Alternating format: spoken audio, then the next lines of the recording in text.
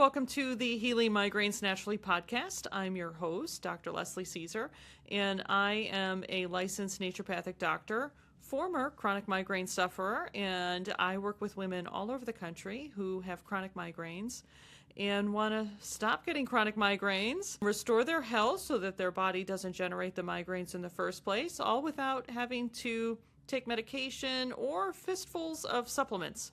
So welcome to the podcast. I'm really excited to talk to you today because today we're doing a client celebration, and we're celebrating my client. I'm going to call her Emily, and it was her birthday yesterday.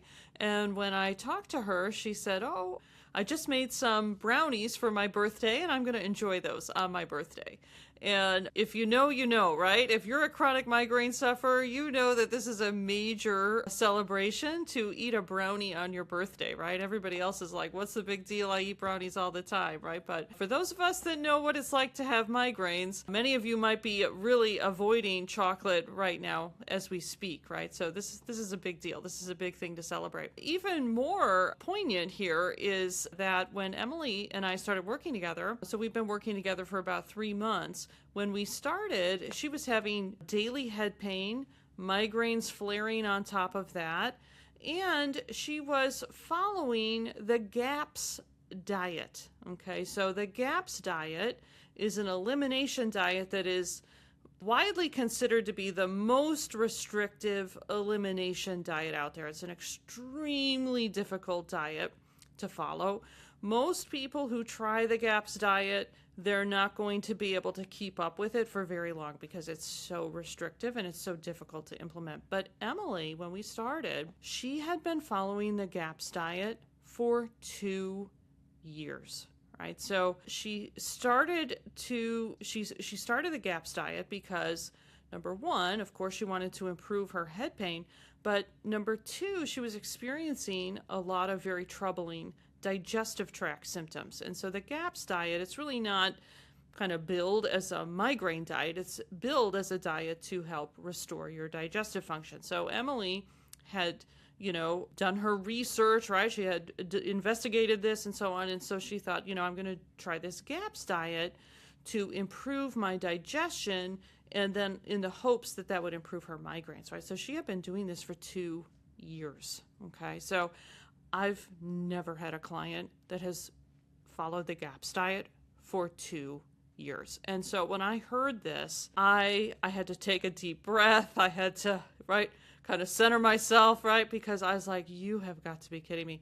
So I told Emily at the time, I said, okay, so just the fact that you have followed this extremely difficult elimination diet for 2 years, what that tells me is that you are highly, highly motivated and highly committed to turning your health around and getting rid of these migraines and these digestive symptoms, right? The fact that somebody could do that for 2 years tells me how motivated they are and how desperate they are to feel better. Unfortunately, despite the fact that she had been following this very restrictive diet for 2 years, she still had significant digestive issues, and she was having daily head pain. So, it wasn't the right thing. Okay. So this was like kind of our first task, was restoring her digestive function, right? Because again, I've talked about this on other podcasts, just eliminating foods is not going to heal your digestive function. It's not going to heal the digestive tract. I know you've been told this. You've probably been told this by other naturopathic doctors like I am, right? But it's not going to heal your digestive tract, eliminating food. So when we eliminate food, okay, and like I'm not talking about eliminating Doritos, right? I'm not talking about eliminating junk food. On the GAPS diet and these other restrictive diets, you're eliminating real food. Okay, you're eliminating things like eggs, things like dairy products, like butter. You're eliminating grains. Okay, these are foods that we've been eating, we humans have been eating since the dawn of time. Okay, this isn't like a frankenfood, fake food, factory food, processed food. We're talking eliminating real food. That's what people are doing when they're following these elimination diets. And when you do that, what you're doing is you're eliminating the intake of nutrients, because different foods have different nutrient profiles, right? So we want to be able to eat a wide variety of food so that we can put in a wide variety of nutrients into our body. So if you're eliminating something like eggs, then you're going to be eliminating the specific nutrients that are pretty high in eggs. So just eliminating eggs, you might be eliminating a critical nutrient like, say, choline. How are you going to make that up, right? So you're either going to have to take a fistful of supplements, or you're going to have to be even more diligent with how you're putting together the diet with the remaining foods that you're eating. Or if you're most people, right, you're not going to realize this, and you're just going to start to become deficient in the nutrients that are in the foods that you're eliminating. And once the digestive function declines and you start having issues with your digestive function, just eliminating foods is not going to do the trick, okay? We have to restore, we have to stimulate the digestive function, and we have to get those organs, we have to get your stomach, your pancreas, your intestines, we got to get those organs up and running again, and just eliminating foods is not going to really do too much, okay? So she, like I say, she had done this with good intentions, and she had really white-knuckled her way through the past 2 years, but unfortunately, she had a long list of digestive symptoms that she was still struggling from, and she was still having the head pain, of course. So this was our first task. So our first task was restoring her digestive function, and we used some very, very gentle herbs to do this because she had daily head pain. So again, for those of you that are listening and you've been in that daily head pain state, it's like any little thing, right, can make that head pain worse. So you have to be very, very gentle with what you're doing when you have chronic migraines, right? So we did some very gentle herbs to start to stimulate the organs of her digestive tract so that they would actually function properly. And then when I could tell based on her digestive symptoms, because then when we did that, her digestive symptoms started to improve. So then I guided her on as to what foods to start to introduce back in. And one of the first foods that we introduced back in was wheat. Like, she had not eaten a piece of bread in 2 years, right? And she told me that her mother-in-law makes the best sourdough bread. So she was just dying to be able to eat a piece of sourdough bread again. So we introduced wheat back in so that she could get a grain back into her diet, okay? And we've been reintroducing foods as her digestive function continues to improve. So 3 months later, right, her digestive symptoms are about 90% cleared. We're still doing a little tidying up. There's still a little bit of digestive symptoms, but we're about 90% better, significant, noticeable improvement. She's adding in more and more food, so we're coming off of this extreme elimination diet, and she's enjoying eating a lot of foods that she hasn't eaten in a long time. And, her top priority, this head pain, so she's no longer having daily head pain. She's having days where she's having no head pain. When she does have head pain, overall, the severity is markedly improved. So it's a pretty spectacular improvement in a 3-month time after you've spent 2 years on a very restrictive diet without the improvement that you were looking for. So I'm confident that she's going to continue to heal and recover, and that she's going to have more and more head pain-free days. But when I talked to her yesterday, it was her birthday, and we were just kind of doing a little small talk before we got into the meat of what we were going to cover in her appointment. And she said that, for her birthday, she made these brownies, and she's going to enjoy those brownies. So this is really how we should be approaching our birthday. So, right, we want to be able to have the piece of cake, the brownie, the ice cream, right? We humans, in a fundamental aspect of being a human, is enjoying food with our kin, okay? We have been breaking bread with our kin since the dawn of time. And it's a very, very important element of being a human. And when we are not able to eat the foods that our family is eating, that that we want to have a little celebration, right? We're at a holiday meal, we're over at a friend's house, it's our birthday. There are particular foods that we want to be able to share with our kin, with our friends and family. And if we're not able to do that, it really separates us from this fundamental human experience. And a little thing like having a treat food like this, brownie, birthday cake, a little ice cream, those types of things on your birthday with your friends and family, that's a really, really important aspect of being human. And so the other thing that really comes to mind for me when I think about this is particularly within sort of the natural medicine space or sort of the health conscious space. A lot of people are not having a brownie on their birthday. They're not having a piece of birthday cake on their birthday. And, if it's not something you want to eat, great. I mean, I'm not telling you to eat a piece of cake if you don't like cake.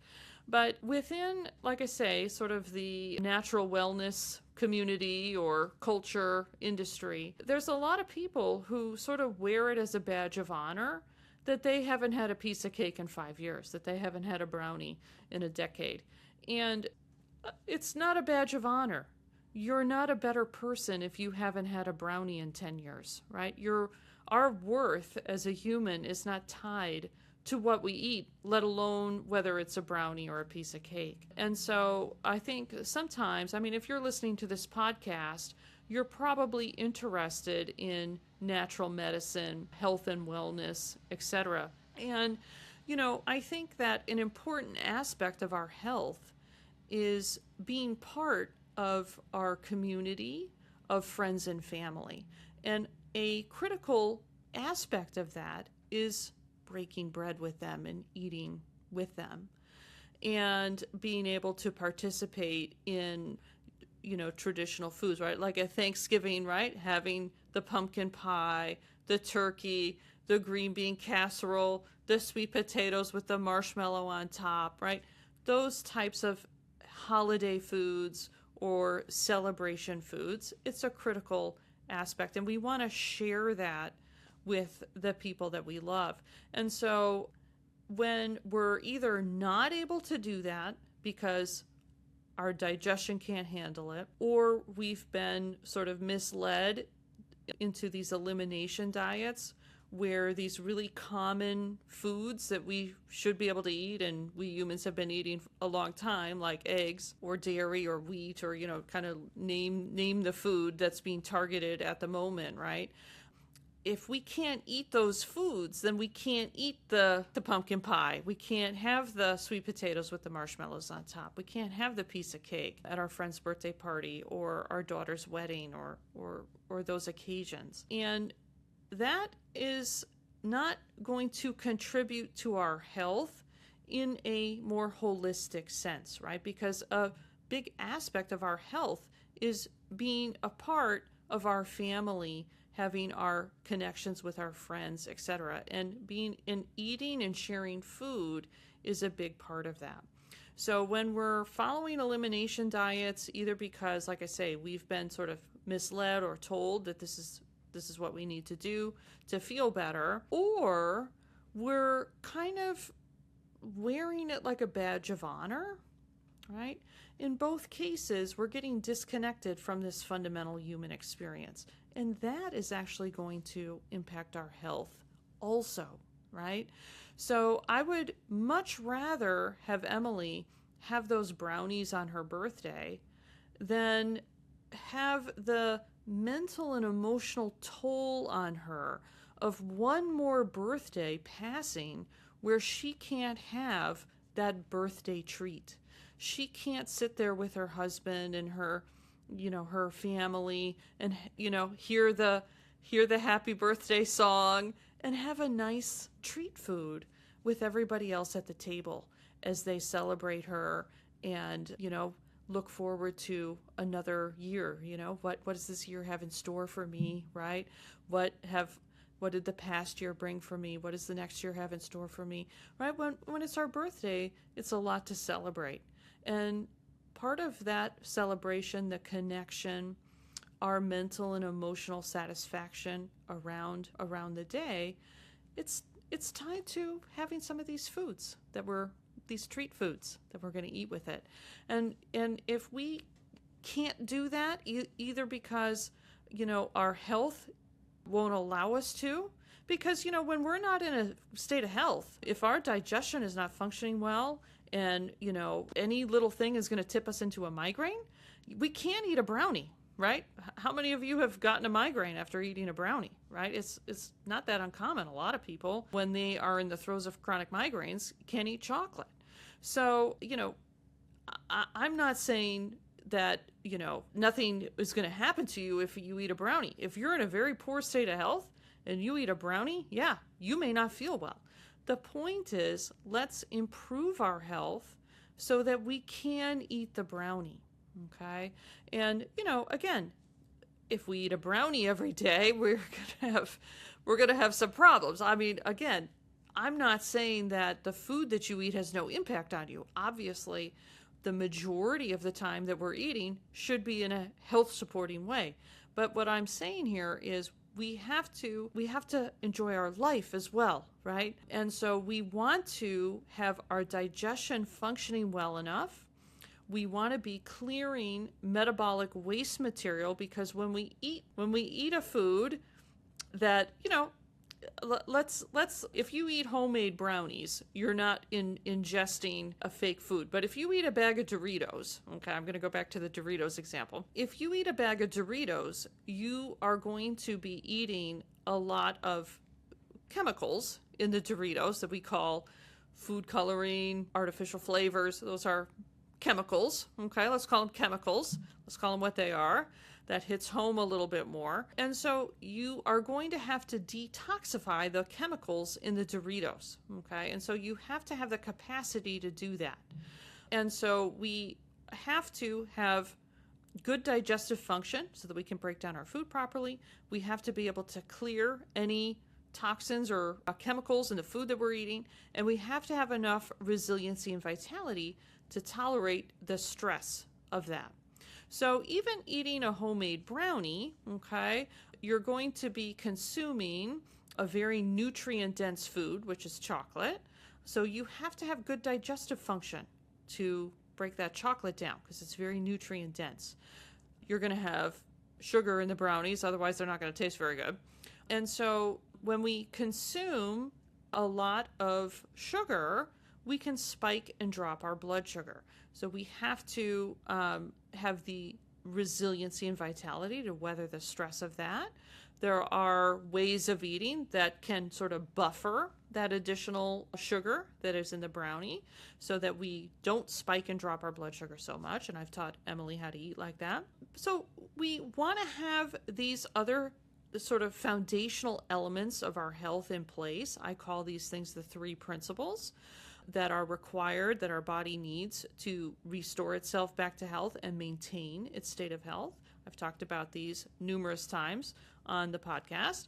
But so if we have these foundational pieces in place, we can eat a brownie on our birthday.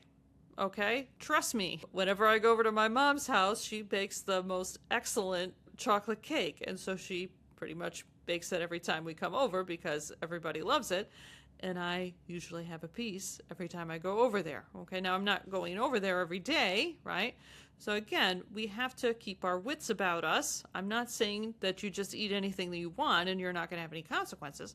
But it's nice to be able to go over to my mother's house and have a piece of her wonderful chocolate cake and share that with her and share that with my daughter and the rest of my family, right? That's part of the human experience.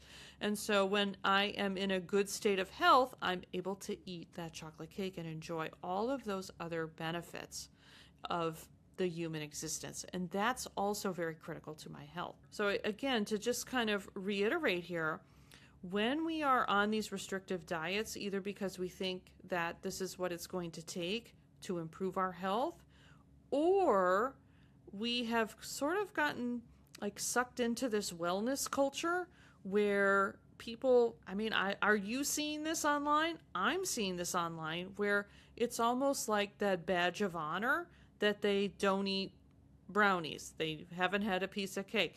They're on these, really restrictive diets. It's like an identity for people. It's a badge of honor.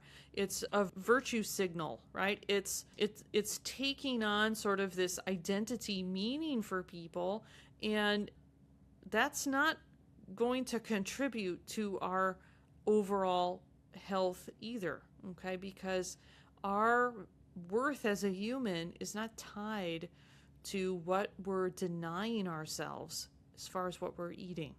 The other thing that I see a lot around elimination diets, and unfortunately this was kind of the case for my client Emily, I mean, you have people that have been following elimination diets for decades. You have somebody that hasn't been eating eggs for 20 years and they're still, suffering. They're still suffering with abdominal pain and bloating, and right, it's like, again, just eliminating the food is not going to heal the digestive tract. And so people have been sort of trapped in this elimination diet where they're eliminating foods for, they can't eat in a restaurant. They can't go over to a friend's house and just have the food that everybody else is eating. It's not fun. It's not a pleasant way to live, and it's not necessary. This is the thing that gets me. It's not necessary. So we want to, like I say, if we eat a food and we have digestive symptoms after the fact, right? This is an indication not that the food is causing the problem, that our digestion is poor. Okay? So, if you eat a tomato, you get a migraine, you're going to have to continue to avoid tomatoes until we get your digestion functioning better. And then we reintroduce the tomatoes at the right time. I've done this many times with so many different foods. And then the person doesn't get the migraine, right? So it wasn't the tomatoes, right? And again, maybe you don't like tomatoes that much. That's fine. You don't have to eat tomatoes. But it's nice to be able to eat a piece of pizza maybe, right? Go over to somebody's house and not have to worry, did they put tomato in this, right? So this is really what we should be focusing on. Yes, if you are having dramatic, aggravating responses to particular foods, you're going to have to avoid those foods until we address the root cause problems within the digestive tract and we get that turned around. And then we introduce the foods back in at the right time, the right pace, in the right order. Sometimes people have to avoid 10 different foods, right? And we've got to figure out what's the right order to put these things back in. So yeah, if you're having symptoms after you eat a particular food, right now, you're going to have to continue to avoid the food. But what we want to put our focus on and what we want to put our sights on is actually recovering our digestive health so that we can reintroduce the food and we can experience all of these other benefits, not only just the increased nutrient intake that we're going to have because we're not excluding a food and therefore excluding the nutrients that are in the food, but we're going to be able to, feel comfortable eating in a restaurant, right? Feel comfortable going over to somebody's house and eating their food, right? We have less anxiety, which is really nice. And, we can also share these moments with our friends and family that do revolve around eating food with them, right? So thanks for joining me today, and please wish Emily well as she starts a new year, and enjoyed those brownies yesterday on her birthday. I will talk to you soon.